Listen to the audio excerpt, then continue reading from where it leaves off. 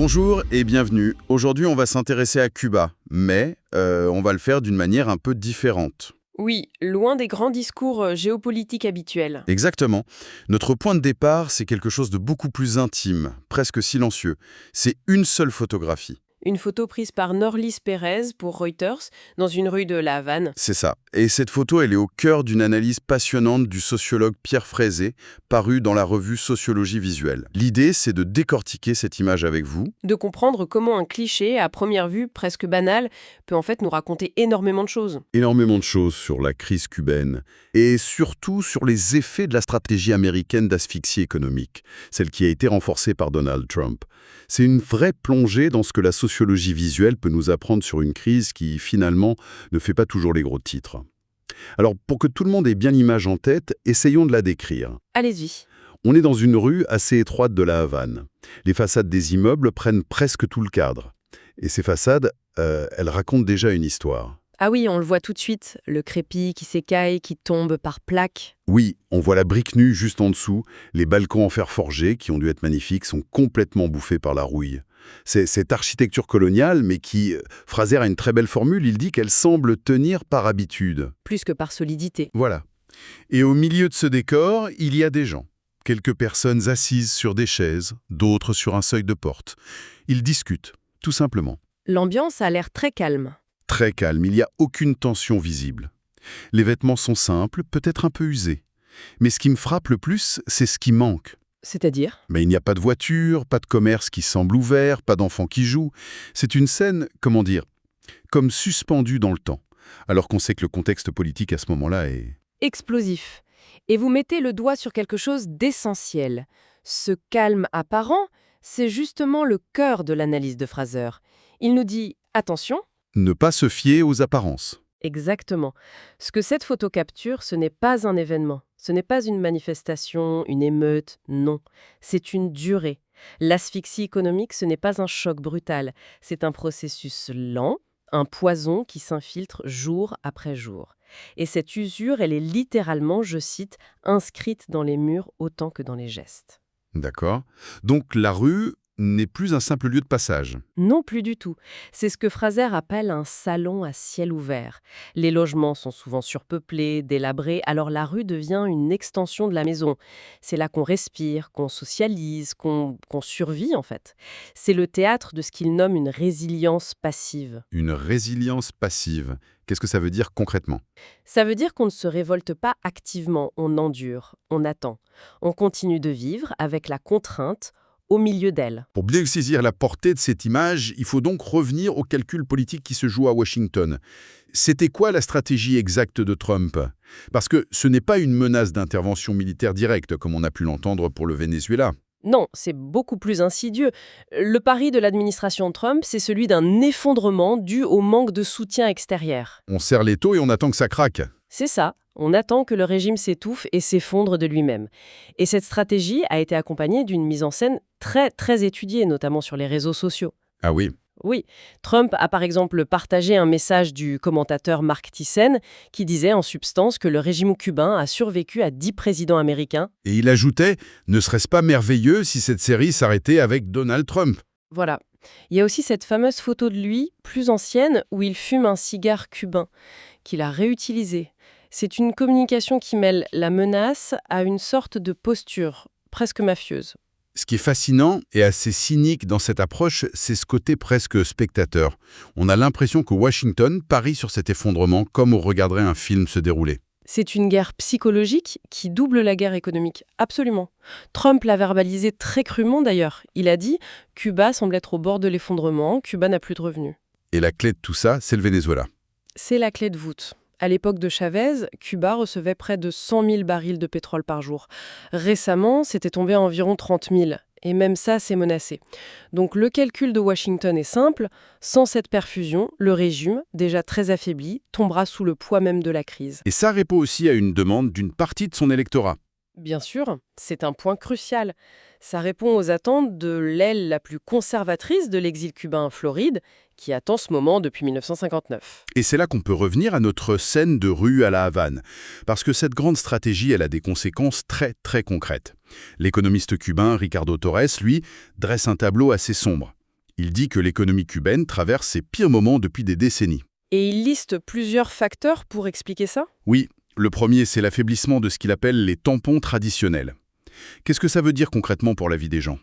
C'est le cœur du problème quotidien. Les tampons traditionnels, c'est tout ce qui formait le pacte social cubain. La santé et l'éducation gratuite, et surtout le carnet de rationnement, la fameuse libreta. Qui sert en panier de produits de base. Exactement, à un prix subventionné. Le problème, c'est que ces tampons sont en train de se désintégrer, les hôpitaux manquent de médicaments, les écoles de matériel, et la libreta couvre de moins en moins de choses. Donc la sécurité alimentaire de base n'est plus garantie par l'État. C'est ça, il faut se débrouiller autrement sur un marché où les prix, eux, explosent. Ricardo Torres parle aussi d'un approfondissement sans précédent des inégalités. Ça contredit un peu l'image d'Épinal d'une société cubaine très égalitaire. Oui, parce que ces inégalités sont de plus en plus visibles. Une nouvelle fracture s'est créée entre, d'un côté, ceux qui ont accès à des devises étrangères. Par le tourisme, la famille à l'étranger. Voilà.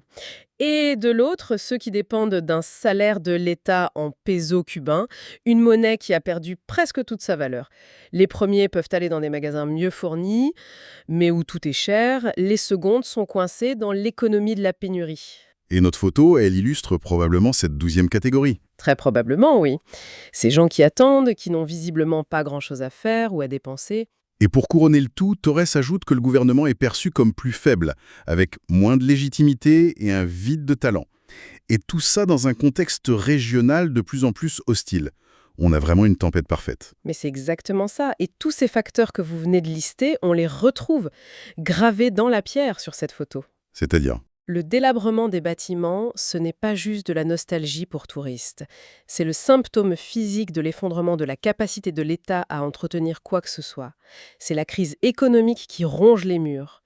Et l'attitude des gens, cette vie ralentie, c'est la conséquence directe des pénuries de transport, du manque de travail. L'effondrement, il n'est pas à venir. Il est déjà là, intégré, presque normalisé dans le paysage. C'est une crise qui ne crie pas son nom. Elle s'installe dans la durée. C'est ça qui est terrible. Et c'est là que ça devient vraiment complexe.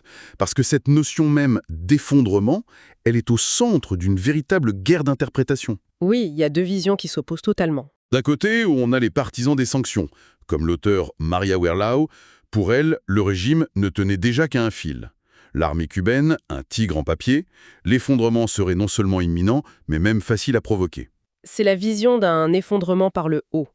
On se concentre uniquement sur l'appareil d'État, le parti, l'armée. Et le peuple, dans cette vision?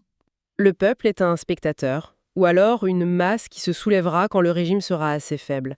Dans cette logique, la souffrance du peuple est un dommage collatéral nécessaire. C'est un levier. Une analyse très clinique. Très stratégique, oui, vu de l'extérieur. Et de l'autre côté du miroir, on a une voix qui vient de l'intérieur de Cuba. Celle de l'entrepreneur Saily González Velázquez. Et sa perspective est une véritable claque. C'est le moins qu'on puisse dire. Elle pose cette question toute simple et absolument terrible. Il y a une crise de santé, dans l'alimentation et l'éducation. Quel effondrement de plus est-il censé arriver? Laissez-moi juste répéter cette question. Quel effondrement de plus est-il censé arriver? C'est une phrase qui pèse une tonne.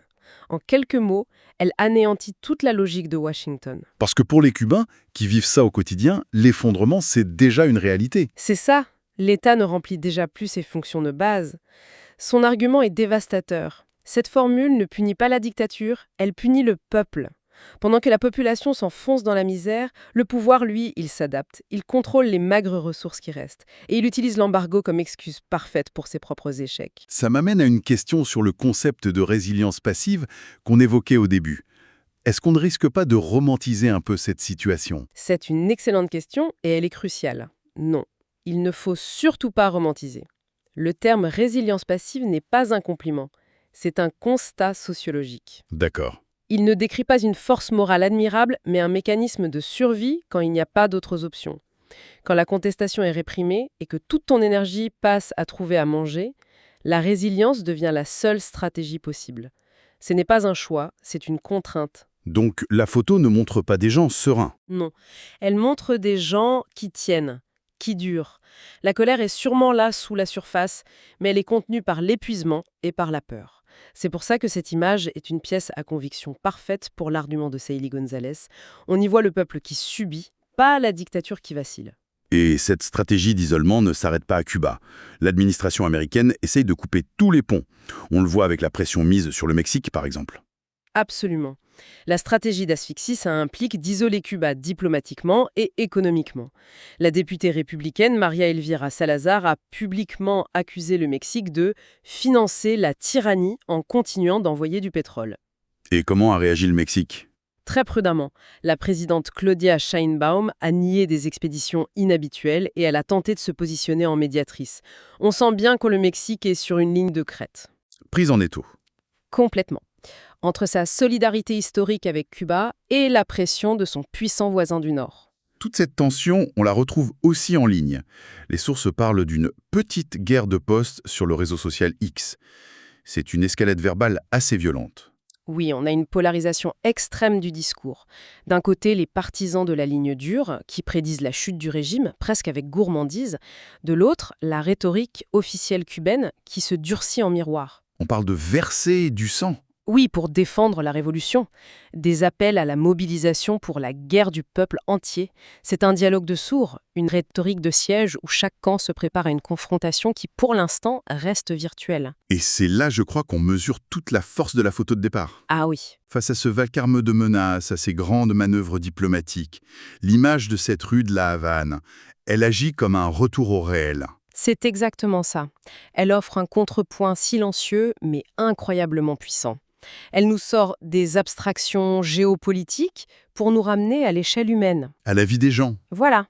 Cette réalité, faite d'attentes, d'usure, de conversations tranquilles au milieu des ruines, elle semble totalement déconnectée des grands récits de chute imminente ou de victoire héroïque.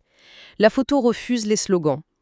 Elle ancre le débat dans le concret, le vécu, dans la souffrance silencieuse de ceux qui sont les véritables otages de ce conflit.